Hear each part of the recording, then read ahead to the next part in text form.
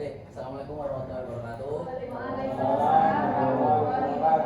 Selamat pagi teman-teman semua, selamat pagi Pak Rano. Izin hari ini saya mau mempresentasikan hasil dari take video micro teaching pertama saya dengan materi variasi dribbling dan juga passing untuk permainan bola besar sepak bola untuk kelas 9.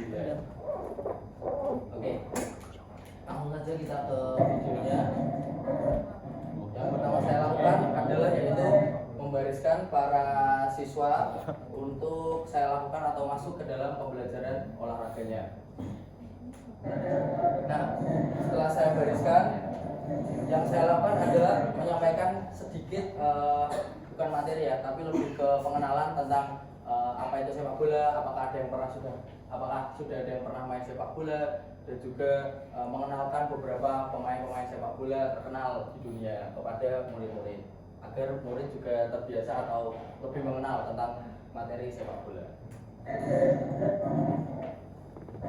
Jadi awalan saya juga berdoa dulu. Setelah berdoa saya juga absen atau menanyakan kabar dari para peserta didik atau murid ya.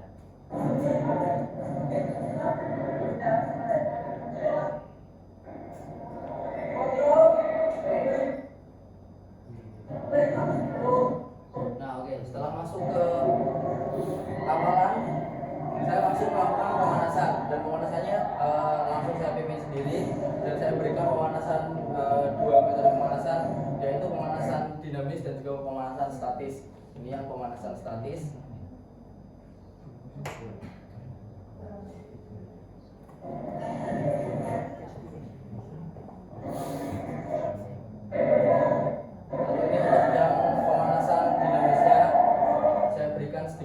ABC running agar kakinya lebih panas dan juga menghindari cedera kepada anak-anak.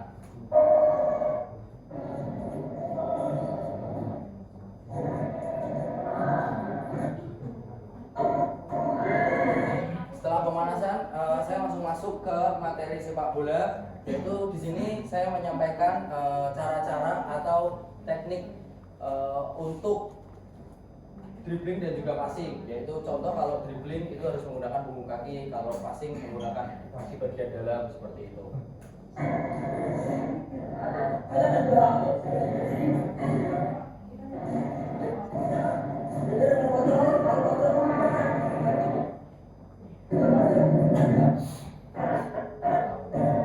Setelah saya menjelaskan sedikit materi tentang sepak bola atau tentang materi yang akan dipelajari di pembelajaran PJOK hari itu, saya langsung memberikan drill atau praktek langsung, yaitu untuk yang pertama yaitu teknik dasar dribbling terlebih dahulu, yaitu dengan cara anak-anak atau siswa itu zigzag di antara kon, lalu kembalinya bisa lurus.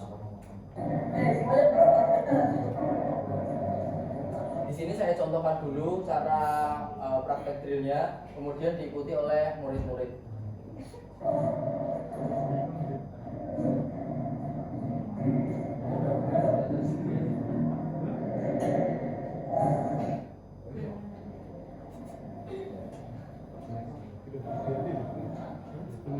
Oke, ini saya lakukan sekitar 3 kali pengulangan untuk yang dribblingnya. Kemudian saya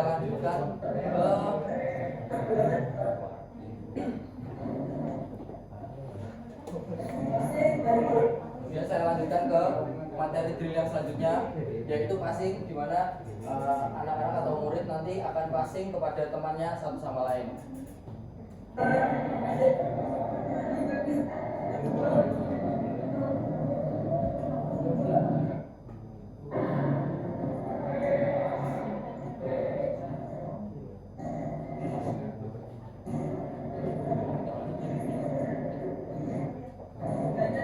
Dan untuk drill yang terakhir saya variasikan atau saya kombinasikan antara teknik dasar dribbling dan juga passing.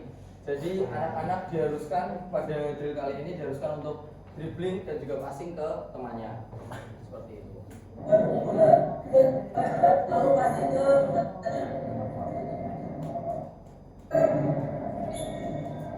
contohnya seperti ini, anak-anak akan atau siswa dribbling lalu passing jika sudah mencapai gol yang pertama. Begitupun sebaliknya.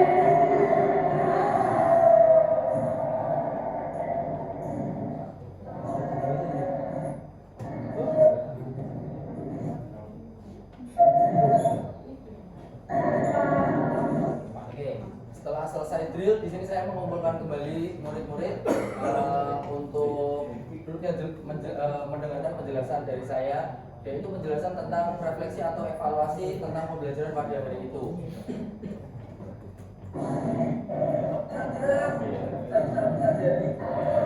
Dimana mungkin ketika di video ini saya merefleksi atau mengevaluasi gerakan-gerakan dari murid-murid yang ada, yaitu contohnya mungkin tadi ketika passing kontrolnya kurang bagus, atau misal tadi ketika dribbling bolanya sering tidak sesuai pada arah yang diinginkan, seperti itu.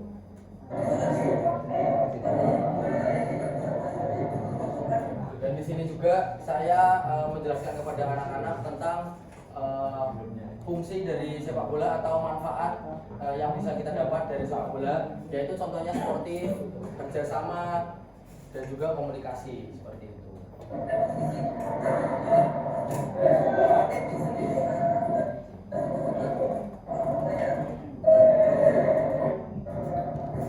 Oke, setelah penjelasan atau refleksi tersebut, saya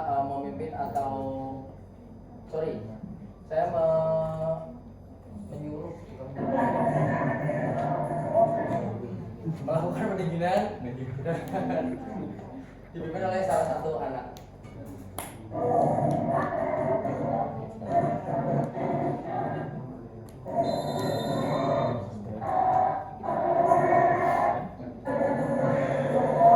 Setelah pendinginan selesai, saya melakukan penutupan, yaitu tentunya berdoa untuk mengakhiri pembelajaran, dan juga saya menutup jika ada kekurangan, mohon maaf seperti itu kepada murid-murid. Oke, mungkin itu untuk video micro teaching dari saya. Mungkin apakah ada pertanyaan, tanggapan, kritik, saran dari teman-teman sekalian? Boleh.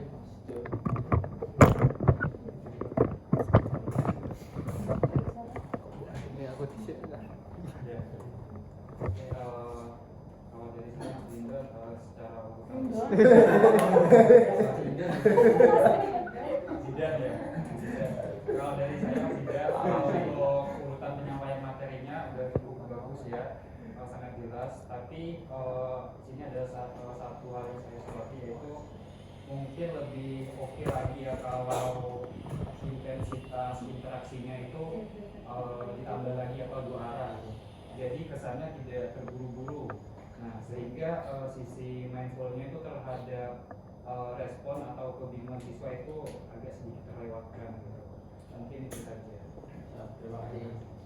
Oke, mungkin Mas Yuda, Pak Rani, teman-teman, sedikit menambahkan mungkin untuk micro teaching yang kedua besok bisa ditambahkan permainan, Mas, karena di pembelajaran PJOK biasanya murid-murid itu menunggu permainan, jadi itu yang bisa membuat semangat siswa untuk pembelajaran PJOK. Contoh mungkin biar semangat dikasih apa ya, bahasa Jawanya kucing dengan atau paduan di permainan sepak bola. Jadi kan itu permainan yang menjuruk ke materi yang jenengan ajarkan ke murid-murid. Mungkin itu saja dari saya. Terima kasih. Terima kasih Mas Rian. Mungkin teman-teman ada yang lain lagi? Oke, kalau tidak ada mungkin dari Pak Rano. Baik ya, jadi paradigma pembelajaran yang dalam itu banyak ke student center learning. Jadi bagaimana siswa bisa terlibat, ya, banyak terlibat. Kita sebagai pemandu, fasilitator, di mana dia secara mendalam pengen belajar apa yang materi itu, ya. Kita berikan fasilitas saja. Misalnya fasilitas nanti di akhir ada permainan, fasilitas nanti diterangkan, fasilitas ada media, ya, fasilitas ada lembar kerja peserta didik yang itu bisa dilakukan di antar muridnya, ya, tentu saja ya. Jadi kembali itu masih ke guru yang menjadi pusat, ya. Kita untuk micro teaching selanjutnya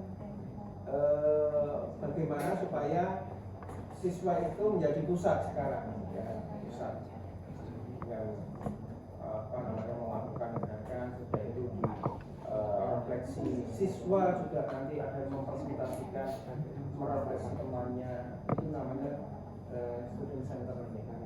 Kan ya diperbaiki lagi. Oke, Siap. itu boleh. Terima kasih Pak Rano. Oke, saya tutup. Terima kasih teman-teman sudah memperhatikan presentasi video mikro teaching dari saya. Mungkin saya cukupkan. Mohon maaf jika ada kekurangannya. Wassalamualaikum warahmatullahi wabarakatuh.